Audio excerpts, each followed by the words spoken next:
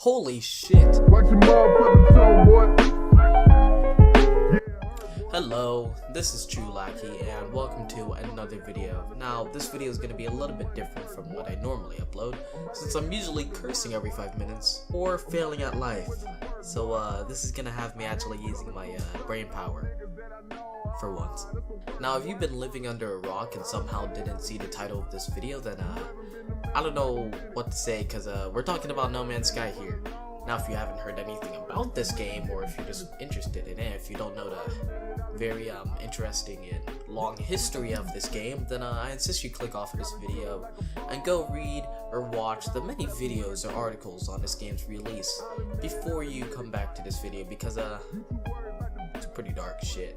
Now that some people have probably left, I could really get into if No Man's Sky is worth it, or if you should turn away and spend your money on many of the other games that are on the market, like Budget Cuts, Super Hot, and many more out there.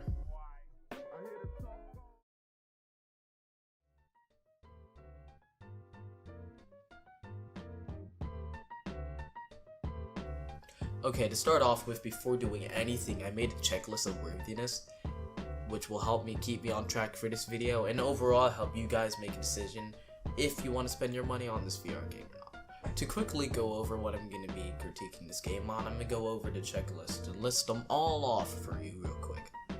I'm going to be judging this game's worthiness on if it's playable, if it's immersive, if the graphics are good and manageable, if this game could be played on a mid-budget PC. Now, what I mean by this is basically like a GTX 1060, not a GTX 1080, like, you know, something that you wouldn't go broke over. If this can run on the Rift S, and the HTC Vive smoothly, if it crashes a lot, or if the lag hinders the gameplay, and overall, is it worth buying the game for $60 if you're just trying to get the VR.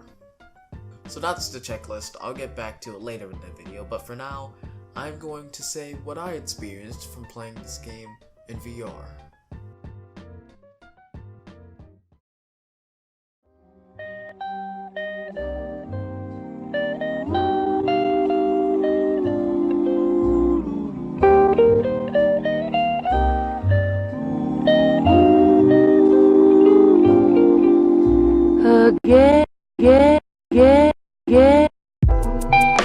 Okay, so all my gameplay was captured on a Rift S on a mid-tier PC, so I would assume that if you have a Valve Index and your PC is on steroids, then your gameplay would probably turn out a lot smoother than mine. In that case, I would suggest that you go watch Thrillseeker's video on Smash or Pass, and it will help you get the results that you're looking for, since he used Valve Index while getting his footage. But for the rest of us who scrapped up just enough money to be able to run a lot of VR games smoothly, yet have a Rift S, then this video is for you. So I started a new save for this game just to see how it would look in VR, because I love this game so much and I had it for so long, and then it coming to VR was just a dream come true, so I decided to just start a new game just for my VR gameplay. After that, waiting in the Stars loading screen, I could tell that this was not going to feel good. For the first 10 to 20 minutes, the lag was completely unbearable. Couple that with terrible graphics, I easily got a headache within the first 10 minutes of just walking around. After the lag went away and my screen stopped warping around, I was finally able to see in VR its full potential. The controls took a while to get used to and the graphics slightly increased in quality, yet it still felt extremely lacking, and I felt like I wasn't getting the entire thing after the lag settled. It was like playing a whole new game, and for some reason it took me twice as long just to get my blaster or anything working if I was playing this in Dawn VR. Now, one game-breaking thing that I noticed while I was playing was my blaster would go right through some trees sometimes, and it was really annoying. And one time I actually ran out of carbon, so I had to punch some trees, but there was like 50% of the trees near me, for some reason, just didn't want to get mined through, and it was not good. It took a while to get used to actually being able to hold the throttle and the joystick, which felt awesome in VR, but moving it was just weird. Probably because that's the first VR game to actually have that mechanic. The full interior of the spaceship was amazing and looked awesome. You could look around the spaceship while flying. You could release the controls and just let it autopilot. It was definitely my favorite part of this game so far in VR. Surprisingly, I experienced no lag from all the flying around I did and landing on planets and stuff. There was no lag on any of that. I couldn't manage to figure out how to scan in outer space, so I had to eyeball the space station, which took me like 5 minutes to find. You could do that. All I had to do was just look for the string in the air. Flying in and out of the space station was smooth like butter, and I could feel the speed as I took off out of the space station, and then when I was coming into land, it honestly felt like I was about to crash into the wall until it just stopped at the last second and I landed, which was scary. After the space station, I flew over to another planet, hung out there for a second, and then I had to shut it down for the day because my feet and back at this point were in too much pain to stand anymore. So here I am after all that to tell the tales of 2 hours of gameplay. So after 3 crashes, 1 major lag spike at the beginning, and then minors, another major once you had 2 hours of gameplay. Kinda shitty graphics on the planets, yet everything else looking okay, and controls that take a while to get used to. I will finally fill out the checklist.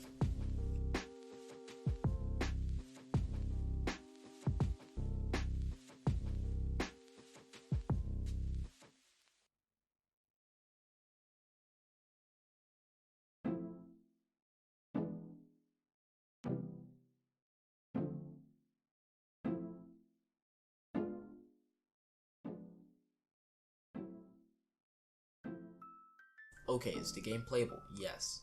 Easily if you can get past the lag and crashes constantly. Is it immersive? When you're in your spaceship, looking around in the cockpit, and you actually have full control over where the ship goes, it would be awful for me to say that this game was not immersive. Best experience by far. Are the graphics good? From my experience, no.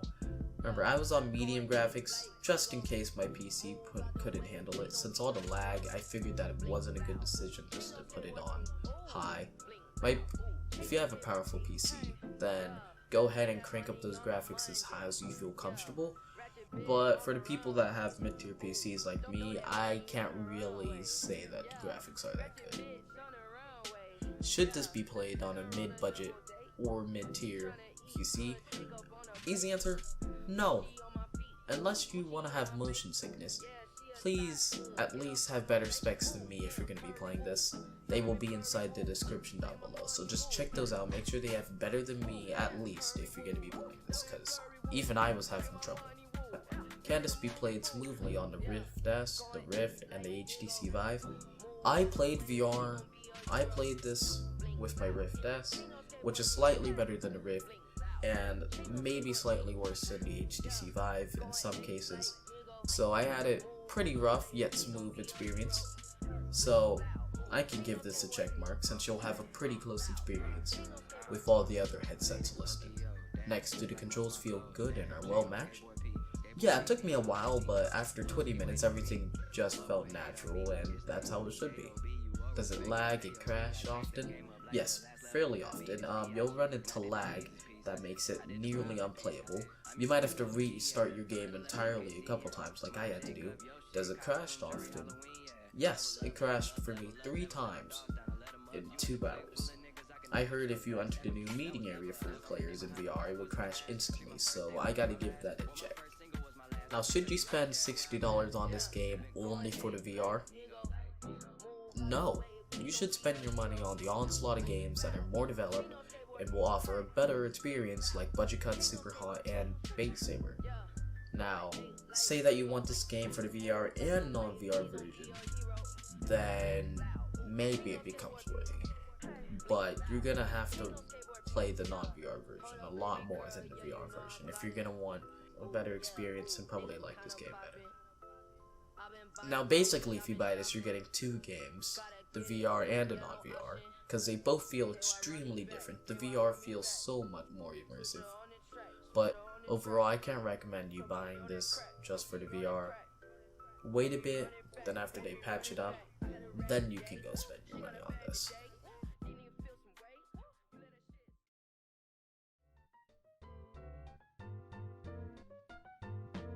Alright, that's my overview of this game and its VR version of No Man's Sky. Now, I will leave it up to you to make a final decision if you want it or not. I just figured I could help you narrow down your thoughts and leave a comment. Did it help at all? And for returning viewers, did you like this video? Or did you like what I usually post? All feedback is helpful. Also, don't forget to like and subscribe, it really helps me feel motivated to do this stuff, considering I don't get paid a penny for this. Anyways, I'm done talking and I'll see you in the next video.